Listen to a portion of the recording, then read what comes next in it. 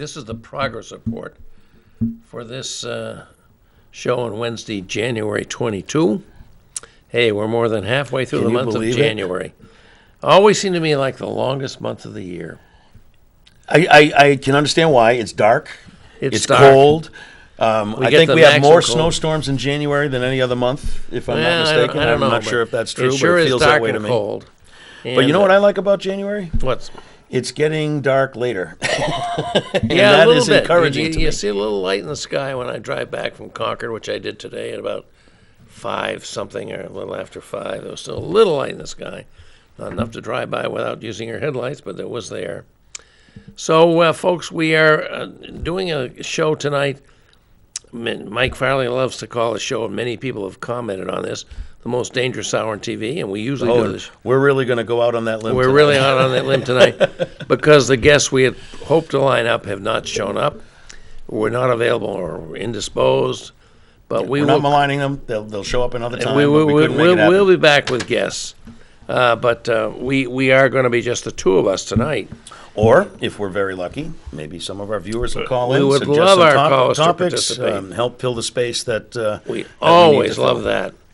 But, Mike, I would, in 640-3091, if you want to call and participate, and I hope you will, because we've had wonderful interactions with our callers, and I like to say to people, I don't have any Nielsen ratings on this show. Nobody here on this little mini thing we call MCTV does. But almost every week I get some feedback, which gives me a lot of, you know, I mean, I love to get the feedback because it means somebody's out there is watching what we do and cares about it. Maybe not a lot of you, but some of you do. But Mike, you had something you wanted to I do. I want to talk make an about. announcement. I'm very pleased. As you know, I wasn't here last week. I work with an organization that I'm very proud of, the Ancient Order of Hibernians. You may know them. They're very involved in the parade, which is put on by the Manchester St. Patrick's Parade Committee, but the Hibernians are very involved in that, and that's probably Best parade of the year. It really is a great parade. But, you know, a lot of people question, every year they question, well, why is the parade so late? Because we put it on the last weekend of March. And, you know, the real answer for that is because there's a couple answers. One, because the weather's usually a little bit better. It gives us an extra week to get out of winter Very much and so, get into yeah. spring. And then the other reason is all the best bagpipers are in the big cities on St. Patrick's Day, so we get them when they're free. Not free of charge, but they're free and available. So we get some very excellent pipe bands to come up into Manchester. I don't think people realize how blessed we are. Some of the top quality pipe bands that we get coming up from New Jersey and everywhere else. It is the best to come in parade here. of the It's a year great in parade. Manchester, which is a great parade town, but this is the top one. But what I want to do is I want to announce something that the Hibernians are sponsoring we're doing this year in an effort to bridge that gap between St. Patrick's Day and the parade. And if this goes well, we're going to try to do it every year. What we're doing is we're going to bring some entertainment to Manchester on the weekend before the parade, March 22nd, 2 weeks from today, from 4 to 6 at the beautiful new March venue. 22nd is not 2 weeks from today. 2 months from today, my era. Thank you. Thank you for pointing that out. That would have Winter is not messed quite things that up. short here in Manchester. But actually, it's the 22nd, so 2 months from today, we're going to be bringing in a world-renowned talent, a 9-time All-Ireland button accordion champion. They actually have musician champions in Ireland. His name is John Whalen. He is internationally known, nationally known Irish folk musician on the button accordion, and he's going to be bringing with him a world-class Irish fiddler and a local Boston guitar player, and with that trio is going to be providing us with an afternoon of traditional Irish music during that weekend before the parade. And where this will be? It will be at the historic Rex Theater, a great new recently venue that just opened up. and reopened, and a treasure. We're very excited. We want to thank the Rex Theater. They were very generous in working with us and providing us with a discounted price because we're a nonprofit. And this concert will benefit the AOH and the charitable work that we do in the city of Manchester, which includes our Charitable Donations Committee, which donates to charities throughout this city and state, and also includes our Christmas Adopt a Family program, which last year brought $5,000 worth of toys to 25 kids in the city of Manchester that otherwise would have gone without. Excellent. So Excellent. it's a new thing we're doing. I hope folks out there watching might be interested. You can go on the Rex Theater webpage. We'll be there today or tomorrow. Up tickets. Oh, another thing. Low dose show. $25 for premium seats, front row seats, and $20 for regular seats for this kind of talent. You can't go wrong. You can't go wrong with that. It's going to be a great show. Sounds wonderful. And, I think I'll plan to be there. We think it's going to sell out. The Rex has seating capacity of just a little over 300, so we're really hoping that we can sell out that show. And if it goes well, we want to carry this on. We want to kind of expand the Irish experience in Manchester during the month of March and maybe fill that hole between St. Patrick's Day and the parade. So, folks, Wonderful. I hope you will consider going to it, and I hope, Bob, you'll let me remind folks before we close the show. Because, Absolutely, we really we'll want to be get folks happy down to there. do that. Okay, folks, so there you are, something to look forward to. And at that point, it's pretty much spring. May not be the end of snow and ice and cold, but it's going to be the chances of having that interfere, and it won't be a problem if you're in the Rex Theater, the newly renovated, beautiful Rex Theater. What a great thing to experience. So I'm glad you brought that to our attention. So, Mike, I don't know quite where to go next, but I hope some calls will come in. But why don't we talk about the state of the New Hampshire primary? Here we think are. that's a The great primary. idea. The primary is coming up on February 11th, and with the last debate is, I think, here at St. Anselm. What is it? 4 days before that? Yes, I believe it is. I did know the date, but I can't recall it. I can't remember this. The problem with this, with no guests, is I'll be on camera and I can't check my phone when the camera cuts right, away. right. But there But, will be a great debate at the Dana Center. I'm sorry, What at do the you Institute think of about Politics. the New Hampshire primary this year? We are hearing a lot of folks are still undecided, which is kind of surprising, but maybe not, because we have some outstanding candidates competing in New Hampshire on the Democratic side, and I think we've got some good people ready to contest Trump on the Republican side, like Bill Weld. Yeah, but that's not going to go anywhere. Well, it won't go anywhere. I in know terms of- we had a representative of his campaign on. We had Brad and Cook here. I do appreciate very much when someone's willing to step out there and face a buzzsaw. I think that's commendable. But I don't really think he's going anywhere. I would be very interested to see if New Hampshire Republicans, how they break. I would be very interested also to see the number of independent voters that pull a Republican ticket, because I'm very curious. I suspect that independents pulling a Republican ticket would do it kind of along Brad Cook's suggestion to vote against Trump. Yeah. So I'm curious to see how that's going to turn out. I don't have any data in mind that's telling me anything about that, but I do think that that's going to be something to look at. Yep. But in the end, I do believe that, look at the show that was on before us. I think Trump has a very firm grip on the Republican Party in the state of New Hampshire. Well, he does seem to, but I remember some other dissident Republicans that challenged the incumbent president. New Hampshire likes to do that. New we- Hampshire. You mentioned you're a little surprised that people are undecided. I'm not surprised. I don't know what the statistics show over the past so many New Hampshire primaries, but my feeling is that New Hampshire folks wait, see as many candidates as they can. They make this joke about Iowa and New Hampshire. If I haven't seen you 3 times, there's no way I can vote for you. Yep. If you haven't had dinner at my house, however you want to phrase it. We're very, very fortunate in that regard.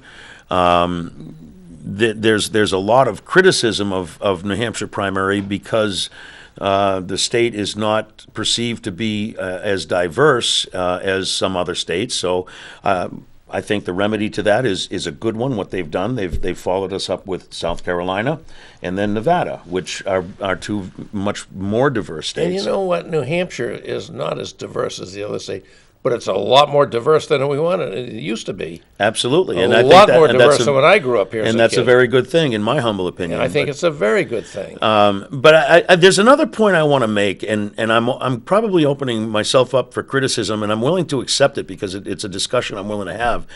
But I do think that the people of New Hampshire take their special role very, very seriously. Someone like myself, I'm 60 years old, and I grew up with the New Hampshire primary. When I first was able to vote, I voted in the New Hampshire primary. And so I've been inculcated through all my time voting here in New Hampshire in the responsibility of it. So I do think that we pay attention more. I think there are a lot of, what do they call them, low information voters, let's say. I like that. And I don't think there are a lot of low information voters in New Hampshire. I think the voters of New Hampshire, by and large, are more informed. They make it a point to be more informed. And I think they believe that they're representative. They're not just voting for themselves.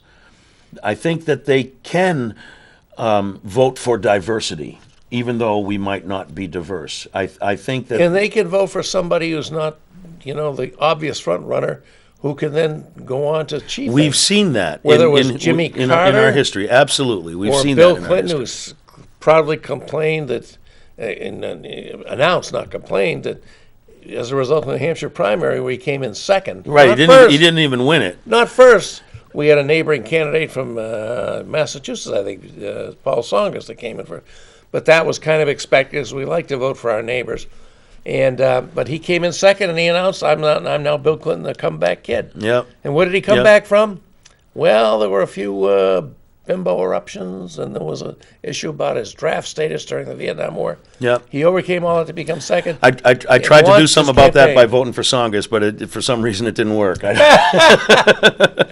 Tsongas not only neighbors from Lowell, which is right across the border. Well, from Paul Nashua. Tsongas was a good man. He was the kind He of was a good Democrat. man. He was the kind of I can appreciate that kind of Democrat, even though I'm a bit liberal on the Democratic Party side. But I can Yeah. appreciate a Paul Tsongas too. Yeah.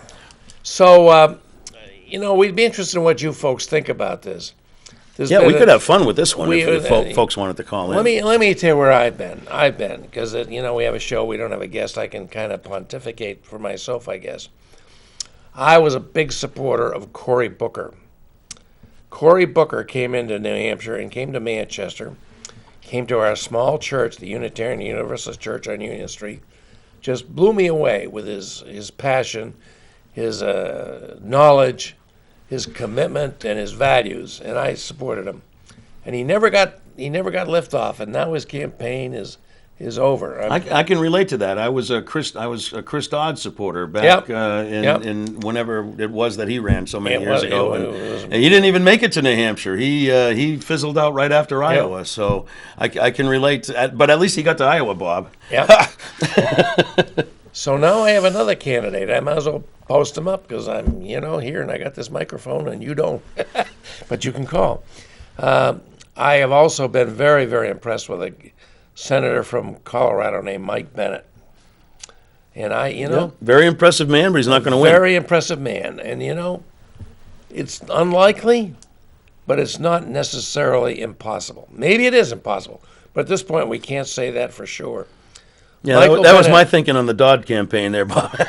Well, I've had many experiences like that too. But now we have another interesting situation. Well, I just like to get back on that. Senator Bennett, like Senator Amy Klobuchar, Senator Elizabeth Warren, and who's the other senator still in the race? Why am I missing this? Klobuchar. Took off. Somebody. And in any event, they're all, kind of garrisoned and imprisoned in this impeachment trial of the president down in the national capital where they've been, some of you probably have been watching this on the networks that are carrying it, which is a good many of them, NBC. Not Fox, though. MSNBC, Fox is only carrying the Republican rebuttals. When the Democrats speak, they mute it, put it small, and the Fox commentator Is that comes on. really true? Absolutely. I watched it last night. It was hilarious. Oh, my goodness. My You goodness. What are you going to do? I guess what you do, I don't know. What I would do is ask to have the fairness doctrine reinstated. That's Bob, what I would do. We're diverging from our topic, but what the heck? We're free to spend an hour. I cannot understand for the life of me how in the United States of America we can somehow muster the wherewithal, the will to eliminate the fairness doctrine. I do not understand it. I Well, don't I can understand tell the you- logic behind it. I understand the history behind it. It was Craven, you know. It was Craven. Let me explain the fairness doctrine, folks. We give licenses to broadcasters. Right, that's our airwaves. It's the public airwaves. People forget that, but it's supposedly the public airwaves. Nobody owns the airwaves.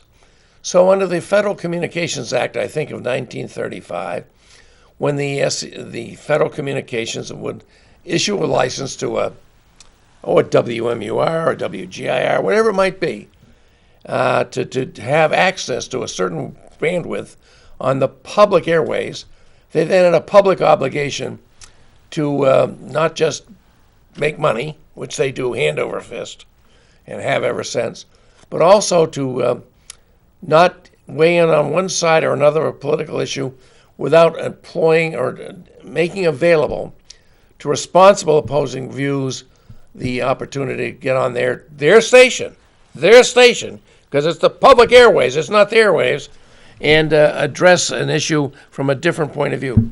But that's the reason that the fairness doctrine went away, because it was felt that it could only be applied to the public airwaves, and those stations complained, but these cable companies don't have to abide by it because they're not transmitted over the public airways. Well, that's but regardless, they're providing, to me, they're like any public utility and could be legitimately regulated. Absolutely. And I would have expanded the So- fairness doctrine, not eliminated it. Where this whole thing came, and I used to use this fairness doctrine, folks, back in the days when I was opposing the Seabrook nuclear plant in every venue I could think of. And, Channel 9, not to pick on them particularly, but they would often carry very biased programming saying, we need this nuclear power to beat the Ruskies or whatever it was, And I would call them up and say, I don't agree with you. I want to be on your show. And they had to let me on. And I would go on and I'd say, no, I have a different point of view. And then we came to the George H.W. Bush administration when a fellow named Rush Limbaugh suddenly ascended to be the most popular broadcaster in the nation. And he was very upset about the fairness doctrine, because he didn't want to have to share his time with anybody else that didn't agree with him. Nobody was going to be allowed on his show. Very carefully screened his calls. Still does. He's still at it. Kind of overwhelmed by Fox on TV, but he's still there. Doing the Republican bidding for 3 hours a day, 5 days a week, week in and week out. And he called the attempt to reauthorize the fairness doctrine, he called it the Hush Rush Bill. I did not realize that. That's a true thing. Yeah. And by God, the Republicans caved in like they have so many times, and the fairness doctrine disappeared. Now I can't go down to Channel 9 and say, you're on the wrong side of this issue. I'd like to speak to your viewers about this. Yeah, They say we'll sell you 30 seconds for. We'll say you 30, and with Michael Bloomberg spending $1 billion on TV ads, the ad rates are going through the roof. So it's even more unlikely. So that's the fairness doctrine. But anyhow, I digress a little bit. But I really do want to see the fairness doctrine returned. I think it's a strengthening of our democracy. Should it apply only to the airwaves? I had an interesting case. I sued the union leader for defamation. I had the last defamation case, I think, about the union leader in the days when William Loeb was the thing. And every judge in federal judge in New Hampshire recused themselves because they all had ties into something. And then going to a judge in Portland, Maine, who took over the case. And I got up to him, and there was a motion for summary judgment. Because when you sue somebody from defamation, the whole issue is, can you survive the motion for summary judgment? If you're representing a public figure, you have a very high standard of burden to meet to prove that your case should go forward. And I don't remember the facts of the case, but I remember the federal judge's name was Edward Janeau, a brilliant jurist, and he had a distinguished career. And I got up to him in the federal courthouse in Portland, Maine, and I said, Your Honor, I'd like to advance an argument. He said, go right ahead. And I said, I think the union leader is a natural monopoly. They're not the only newspaper in New Hampshire because they're the most brilliant journalists. They're not the only newspaper in New Hampshire because nobody else could be as good as they are. They're a natural monopoly. Many people have tried to develop competing newspapers in New Hampshire. They've all failed because they have a stranglehold on the advertising revenues, the legal notices, whatever. I said, I think the fairness doctrine should be applied to them. Well, Judge Danu looked at me and he said, "Young man." That's how long ago it was. It was a young man. I said, "I find your argument very interesting, but you know I can't rule that way." I'm not going to be the guy that does that. And I said, "Okay, Your Honor."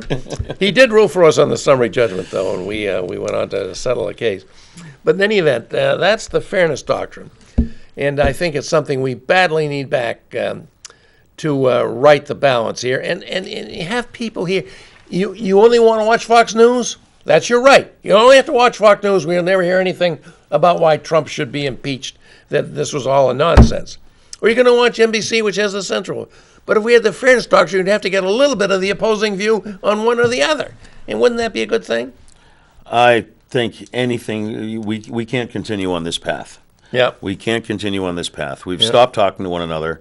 I am guilty. There are certain arguments I just can't even address. And the problem is these echo chambers are they're making the problem worse. The positions being taken are separating further and further to the point of illogic. I mean, I don't have a solution for that, but I do have a solution for this flashing light on our screen here. Why don't we take a quick break, regroup, and figure out folks, what we're we gonna would say next. love to have you. Yeah, we need some help. Give us a we call. want Come some on. help here. You know, we're dying out here. We're just two guys talking here, and we hoped we'd have Ray Buckley here. Apparently, he was indisposed and couldn't come, and so we always like to have a guest. That's a great part of our show, but tonight we don't. So be our guest. all right. Call us. Talk to us, please. We'll be right back.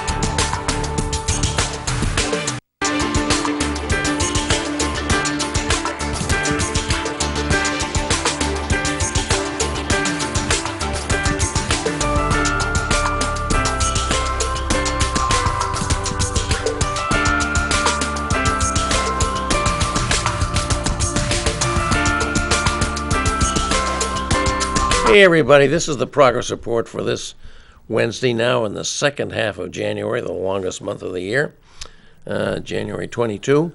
And it's just Mike and I tonight. We had some plans for guests. They fell through. Sometimes this happened. Maybe that's part of the reason why you coined this the most dangerous hour on TV. You never know what's going to happen. It's Because, live, you know. People like that slogan, I have to tell you. And we kind of ended up No, it talking feels that way sometimes. a little bit about the New Hampshire primary and where Mike and I are on this, because it's not that far away. February 11th, what's that? That's 3 weeks, I guess.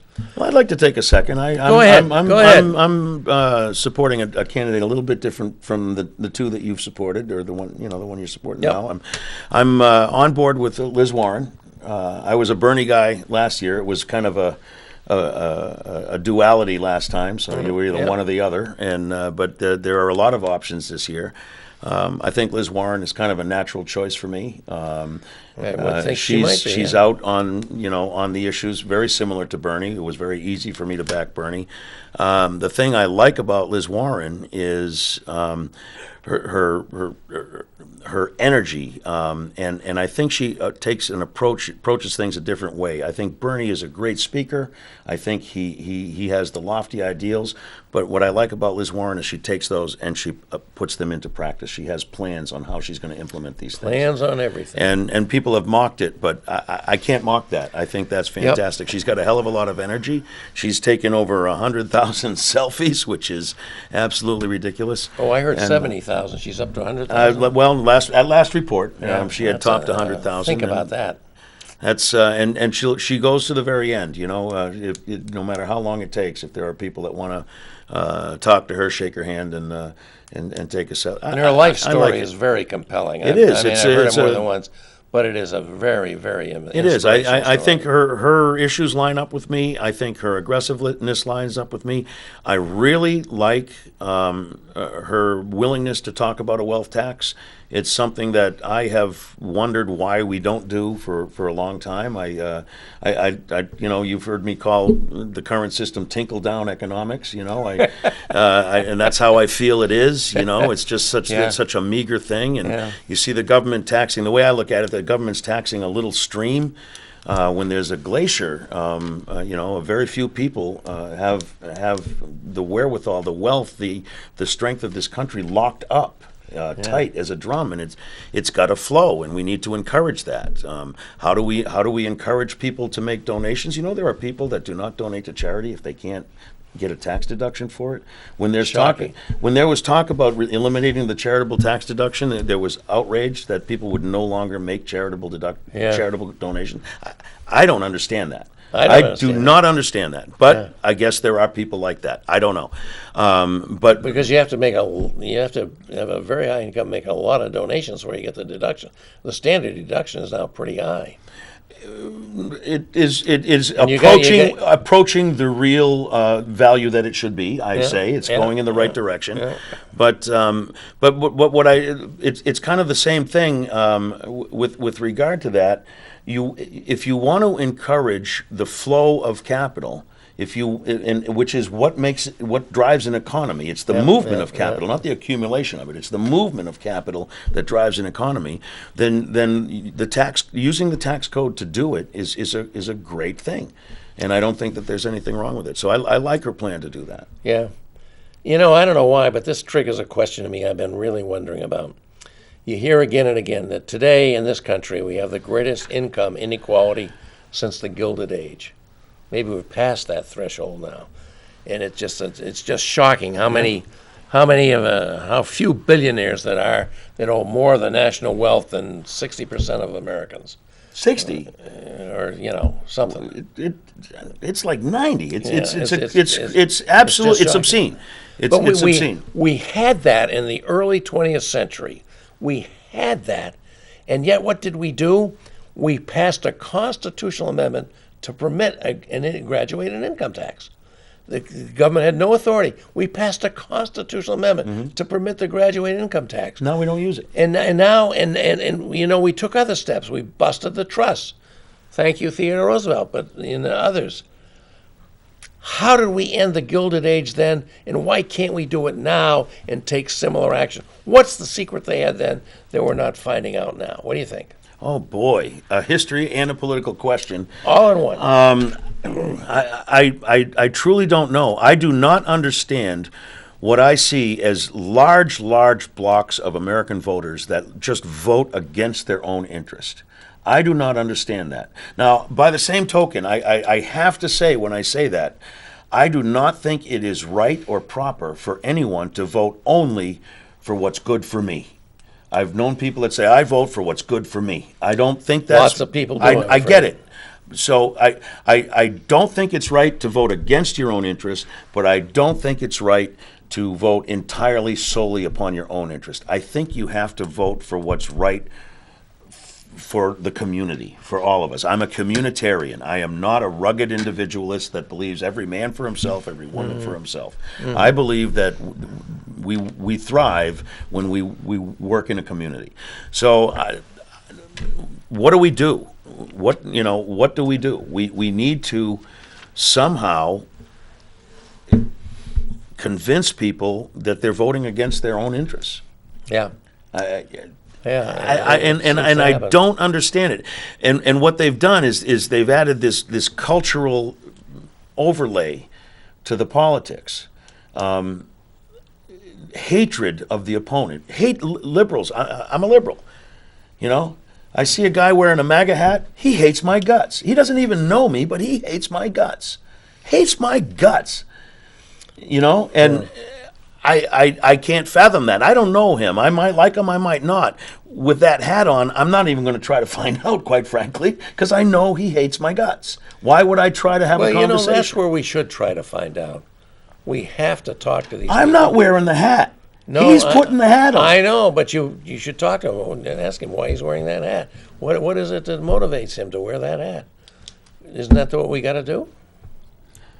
I don't, man. I think we got to not put on a hat. You know, I mean, that's where I would say. Why is it my problem that he's a hateful man? Yeah. Why is that my problem? Yeah. Well, okay.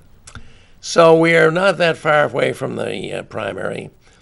Mike's mentioned why he's supporting a very fine person, Elizabeth Warren. I've mentioned briefly, made me say a few more about why I'm supporting it. I think a very fine person, Senator Michael Bennet. Clearly a long shot, senator from Colorado, and like Elizabeth, he's now enjoined in the virtual prison in the Senate chambers down in Washington, D.C. because of the ongoing, or apparently not very, very long ongoing, but currently ongoing impeachment trial of President Donald J. Trump. And he'll be back. He'll be back this Sunday. I know he's got an event in Manchester. I'm certainly planning to attend. I should announce that, but I'm going to get on my phone right now and look that up. But I hope people will come out. Michael Bennet is as I say, a senator from Colorado. Before that, he was a superintendent of the Denver School District, a major urban school district, and had an outstanding record there about developing good results from their school district. And he is, I think, well, you know, this is an interesting thing we should probably talk about. Elizabeth Warren has talked about Medicare for all. Mm-hmm. Michael Bennet thinks that's a follies, a bad policy choice for a variety of reasons. Number one, that it's Elizabeth Warren can be for it, Bernie Sanders can be for it. They can't get it done. I don't care how big their vote is. They won't get it done. And I have to credit Mayor Pete Buttigieg. What I think was the proper... I have a problem with people running for office saying can't do. You know, to me, that's a disqualifying statement. It's not a... Well, you can disagree with it, but to say you can't do it, that's not an argument. I disagree with it because you don't do this without the Congress. You got to have the Congress to do this. The president can't do this by executive order. That's why I'm very confident. I am very confident that the Democrats are going to hold the House, and every hour that goes by this week, I am becoming more confident that we could take the Senate. Well, that's encouraging. I'm delighted. I have been listening and watching. I can't sit down and watch all the time, but I've been listening. I think I get more out of it when I listen. Yeah. I find that I tune in a little bit better, but I think that this is going to take hold. I don't think that there's any hope of capturing the 30% that watch Fox. One, they're not seeing the whole proceeding. Fox is censoring it. So they're not seeing the Democratic side at all. They're only seeing Sekulow and that gang when they talk. But I think the battle really is for the hearts and minds of the middle, which is why I said earlier I'm very curious to see how many undeclared voters in New Hampshire take Republican and take Democratic ballots. That will be a key. I'm very curious to see how that works and how it works with the numbers. But I think that's where the battle lies, and I do believe that I have unlimited faith in the great middle of America. I think that they're wise. I think that they understand the history of this country in their gut, and I have faith that they just don't want these shenanigans. And I think that they're going to see them for what they are. So I believe it is possible. I hope you're right, but I'm not that optimistic about the middle of America. The middle of America delivered us a gut blow when they voted for Trump in such large numbers, in the great Midwest of America. which some Well, people you know, I have a derisively feeling that our call- candidate will probably go to those places this time, and we won't have that problem. I think it's more, I think it's more than that. I just We had a lousy candidate, Bob. well, We had a lousy candidate who just could not compete with him, and I think that there are several on the stage today that could compete with him. And I hate to say it, but I do think Tom Steyer could compete with Donald Trump, although I do not support his campaign. I think he should take his money and his effort and support a real Democrat who's been in the trenches. You don't get to fly in and dump your money and become president any more than Trump could do that. I'm opposed to Steyer. I'm opposed to Bloomberg. But I like Bloomberg because he's going to keep his money and his troops on the ground. So that's a pledge that I can really get behind. okay. I'm hoping Steyer does All the same right, thing. Although folks. that belt that Steyer wears in his commercials is really weird. Again, folks, if somebody would like to call in and talk to us about this, we'd love to hear from you. Yeah, otherwise you're gonna have to listen to me. You may have to listen to us just rattle on here, which is not what we usually prefer to do, but that's, I guess, what we're going to be doing tonight. So we are coming up on our second break here pretty soon. I think maybe we'll switch over to a topic I'm very much involved in right now, and that is the energy issues in New Hampshire. You don't want to talk about any more candidates before we hit the break? We got a couple minutes. Okay. How do you think Joe's going to do? I think Joe Biden, came on strong. I think he's been slipping a little bit. Yeah. Do you think this baloney with Burisma is hurting him? You know, it's not helping him. I'll say that. Well, I can It's go that certainly far. I not don't know if it's helping hurting him. I mean, why Hunter Biden had to take this job for which he It was had the no. dumbest thing in the world. He was the dumbest thing in the world, and maybe there's nothing wrong with it, but it doesn't really smell too good. Yeah. And I agree. I mean, We don't know how that feels, though, Bob. Jimmy We're not Joe. we're not the children of vice presidents. We don't know how it feels. we're to not be the that only guy. surviving son of a wonderful guy who lost his only other son far too early to a cancer. And, I'm sure he didn't want to. Bob, there are hundreds of people in the streets of Manchester that go through that every day. As regrettable as it is, and as public as it was, it is no different than the suffering that the people on Cedar Street and Maple Street and Dubuque Street go through every single day. Like most of America, I think Joe Biden's a really good guy. I just think he's a little bit past his prime. Maybe I can put it that way. And tough to say, though, isn't it? Tough to say because he's a great guy. It's tough to say. He's a great guy. Everybody loves Joe Biden, but this is his third presidential campaign. The other two have come a cropper. And by the way, we have a bunch of candidates, including Elizabeth Warren, including Joe Biden, and who am I leaving out? Are pretty senior citizens. Yep, Bernie. And I'm a senior citizen. I'd like to see somebody here. Michael Bennett's 51, folks. Just to mention that. So he can run in 4 years, 8 years. He's not a real youngster like Peter Buttigieg, who's run a. Can we talk about Pete before we go to the break? Can we talk yes, we about can Pete? He is gaining traction here in New Hampshire. I'm impressed by that. I didn't predict that. Yeah. He's also doing very well in the polls over in Iowa. He's a great candidate. He's really smart. He's very smart. The way he handles He's very himself smart. on He's his handled feet himself wonderfully. is amazing. He's very, very smart. Yep. What's your thought? Do you think could he be the Jimmy Carter that catches fire? I think he's peaked. Yeah. I think he's What peaked. what is making you say that? Is it something, an event that's happened, or because he sure had a surge the past 2 or 3 weeks? He's really surged nationally and I think people, Democrats, and I hate to get into this, but Democrats are so outraged by this scoundrel, this despicable person that we elected as President of the United States, and who's now facing his impeachment trial. This guy who will say and do anything to advance his own interests and doesn't give a damn about the national interest. I think that's what this impeachment is about. I think, facing that guy, we want somebody, I hate to say this because I really have never agreed with this, who has the electability factor. And we can't know who that is because the election is not upon us. But it seems to me, it probably means we don't want to go with a young guy. I don't know if the gay thing matters. I think it does to a lot of people, I'm sorry to say. In New Hampshire? Just like I think Cory Booker. Because I think New Hampshire's pretty progressive on that particular issue. I think we were the first state to do it by legislation. Last state to have a Martin Luther King holiday, though. It's a different issue. It's different, but it's sort of the same. I get what you're doing, but I get that. I you see know. it. I see it as a different issue. Well, it's different, but it's in the same category of issues, I guess. So those things concern me. In another 4 years of Trump, and I'm not sure we'll have a So you think democracy left. that folks in Iowa and New Hampshire are kind of doing a little flavor of the month thing, really getting into a guy for a while and then moving on to the next one, kind of searching. I do. We're running out of time for that. I think there are people who say, I want to vote for the person I really like. I guess that's me with Bennett, who seems like the longest of long shots. And there are people who say, I want to look around and talk to my neighbors and find out who is the best person to beat Trump, and I don't care who it is. Man, woman, gay, hermaphrodite, whatever. So I want that person. You want to take a break?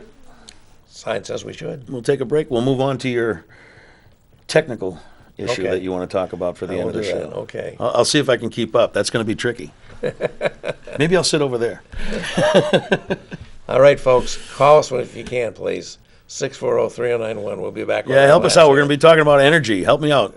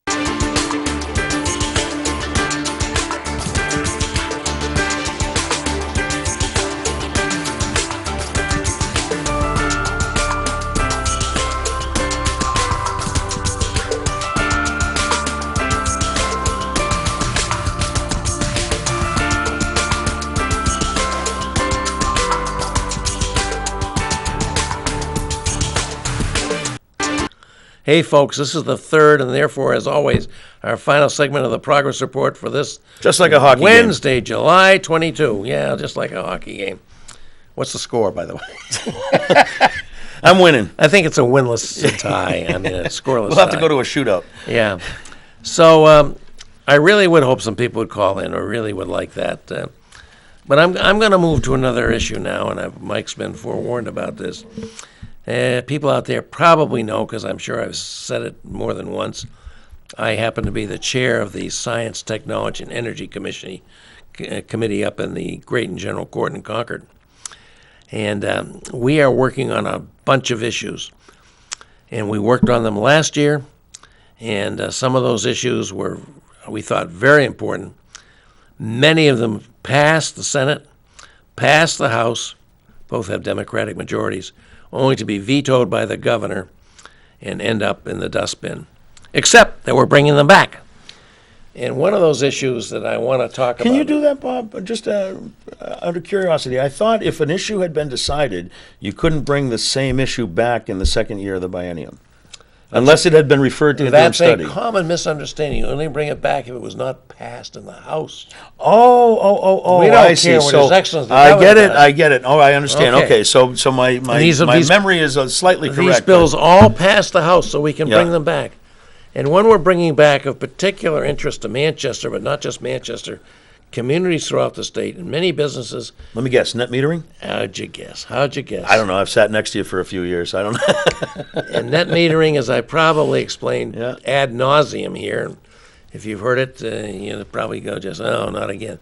But just for case people don't know. No, it's an important issue. That's the idea that with new technology we have, with solar, PV on your roof, with small-scale hydro, some wind possibly, although siting has become very difficult on that, you can generate some power for your own house, your own business, and you may have more power that you produce if the sun's really shining well than you can use. And then you can sell it back to the grid through the transmission distribution network.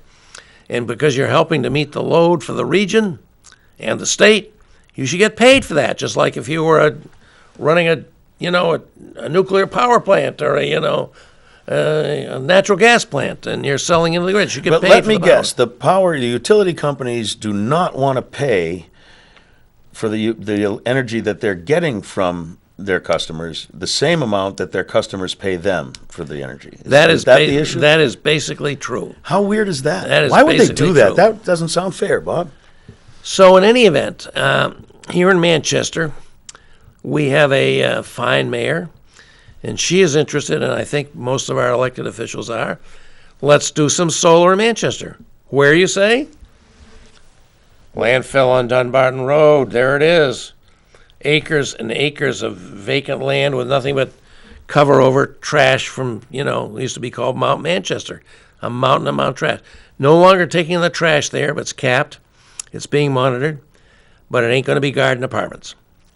And we could put a solar array up there that would perhaps generate 5 megawatts of power. That's a lot of power.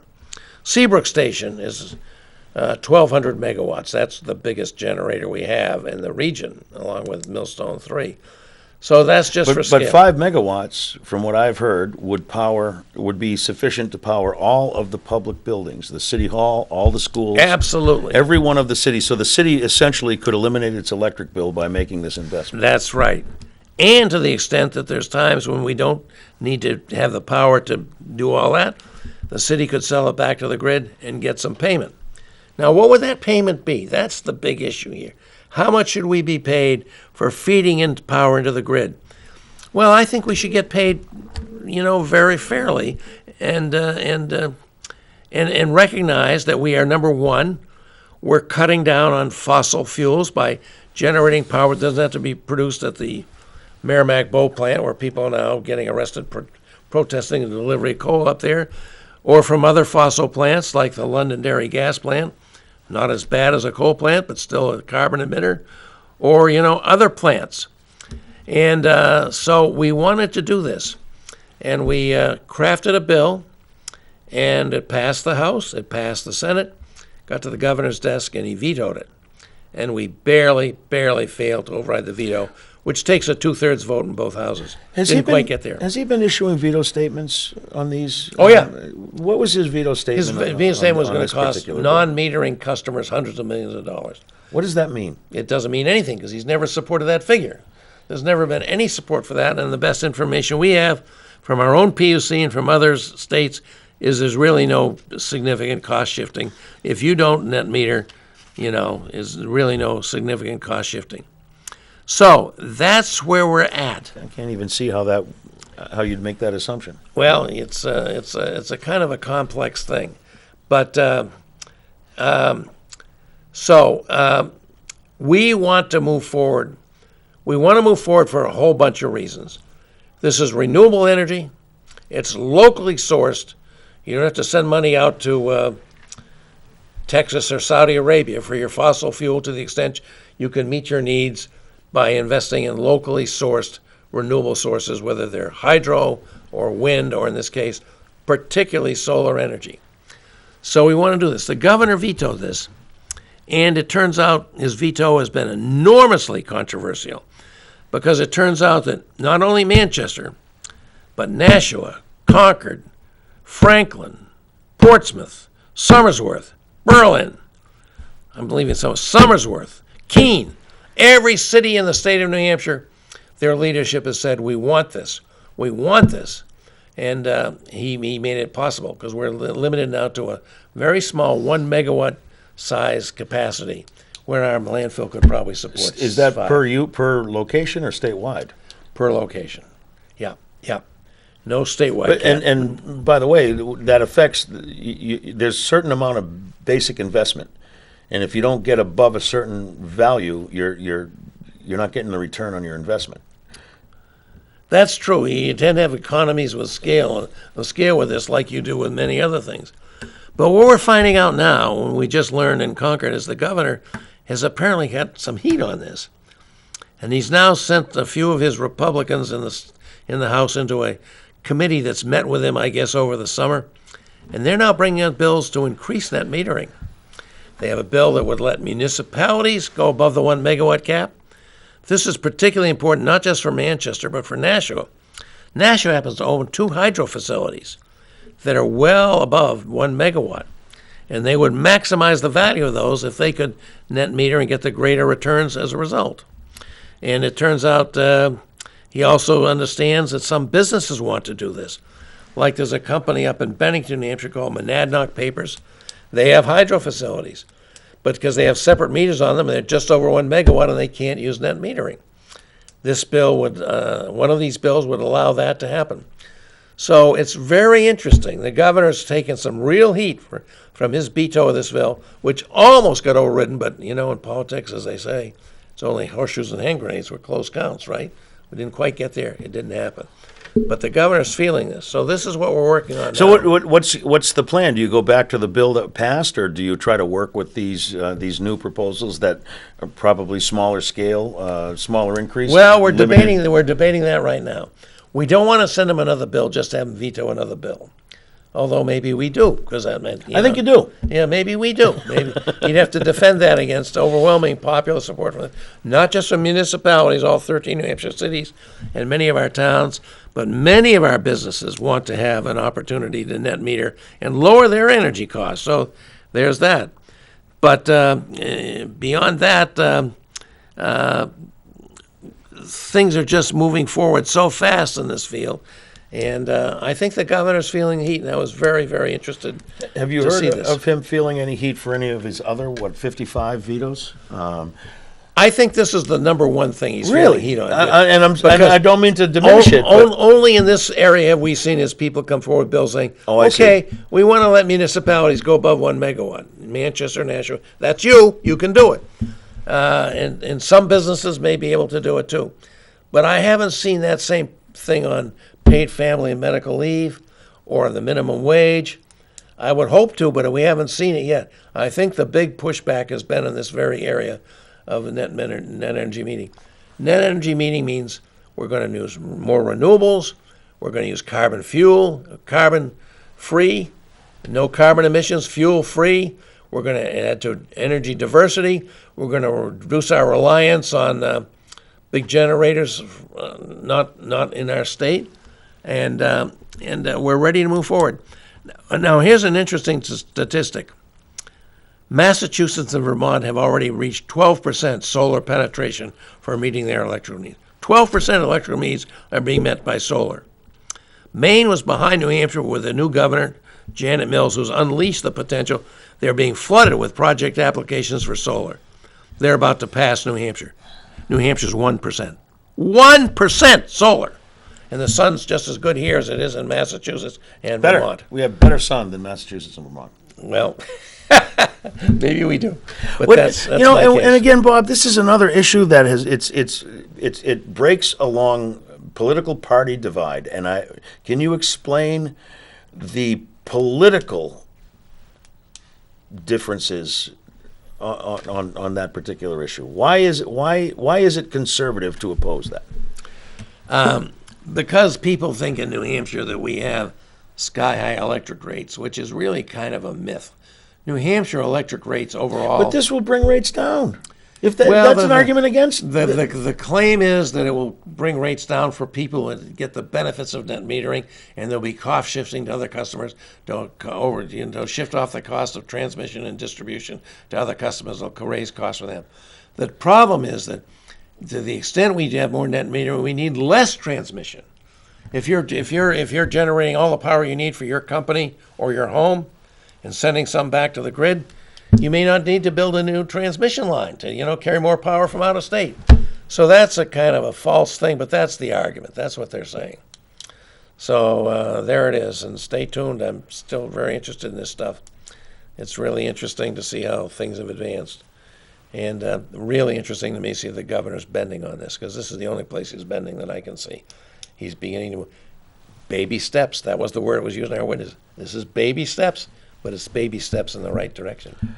Well, we'll see. He's, I'm sure he's starting to, hold his finger up to the wind. He's got an election coming, and in another year he'll be heavily into it. He'll be less heavily than a year into it. now. Yeah. But So there you are. That's the pitch I wanted to make on net metering. I know it's kind of arcane and a little bit geeky, but I hope that's of some help to so, folks. what can It's folks real- do if folks in Manchester want to be able to do this? Do they contact their state rep? Is Absolutely contact your state that how you rep. do it? You contact the governor's office. Contact the governor's office. Get yourself informed. There's a great group active here in New Hampshire that I really admire called the Citizens Climate Lobby. A fellow named John Gage is the key guy on that. And he's passionately putting that we have to address the climate crisis. This is a part of the answer to the climate crisis, far from all of it. But this is something that makes sense. Well, it's going to take Addressing the climate it's going crisis. to take a lot of little pieces Yeah. to tackle a problem And, that big. to make some dent in the carbon emissions, which are contributing to the climate crisis, making sure that our energy supply is local. It can't be outsourced. And when we get into these net metering things, a lot of them involve solar, and that's a lot of good jobs for people right here in New Hampshire. People installing solar. People like that work, and it's a really great thing. Folks, I've been a little preachy tonight, and I'm sorry, but you were supposed to No, call we in. had no choice. We had no we had to choice. fill this time. And I'm sure Mike and I'll be back next week. We will have a guest. I hope an interesting guest, and Absolutely. we really appreciate those of you that watched. Last week, I believe I was on with Arnie. We had some great feedback to that. She's always great. It's always great to have Mike here, too. Well, before we go, I want to pitch that show again. Don't forget, mark your calendar, March 22nd, 4 to 6, right down at the Rex Theater. We're going to have a great afternoon of awesome Irish traditional music with some great musicians. Seats are limited. It's going to sell out fast if you want to be there, and you do. You should get your tickets early. Go on the Rex Theater Save website. me a ticket. I'll pay you for it. I hope I can get one. I hope I I hope can you can get get one for me, We'll too. definitely get. I get a love couple. the idea. It's great stuff. And by the way, during the break, we just hatched a little idea about enhancing the show a little bit, but we'll give more info on that later. Yeah. We want to consider having a live audience here. Oh, you didn't tease it. We I got to do didn't that tease next it, but week. I want everybody out there to think about participating. All righty. Well, we'll see you next week, folks.